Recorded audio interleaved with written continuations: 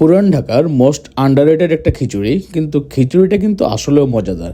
নাম দিয়েছে বিহারি খিচুড়ি। তবে এই খিচুড়ির দাম শুনলে আপনার মাথায় আকাশ ভেঙে পড়বে, কজ এতটাই সস্তা আমি নিজেও অবাক হয়ে গিয়েছিলাম।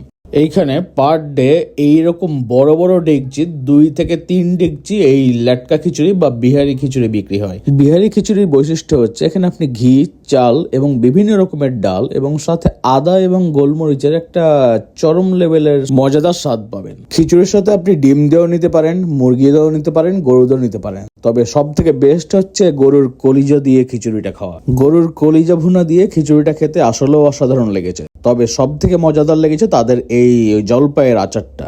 উফ, যেন মুখে অমৃতের মতো আচারটা লেগে আছে। আপনি যদি শুধু বিহারি চিকেন খিচুড়িটা খান আচার দিয়ে, তাহলে মাত্র 30 টাকা। আমি একটু জমিদারি স্টাইলে কলিজা নিয়েছিলাম, তাই আমার পড়েছিল 100 টাকা। মাত্র 30 টাকায় নাজিরা বাজারের মতো জায়গায় এইরকম মজাদার একটা বিহারি খিচুড়ি, এটা কি মানা যায়? জায়গাটার নাম ছিল ওহিদ খিচুড়ি ঘর। শুধুমাত্র ল্যাটকা খিচুড়ি বা বিহারি খিচুড়ি বিক্রি করেই তারা ফেমাস নাজিরা বাজার এরিয়ায়।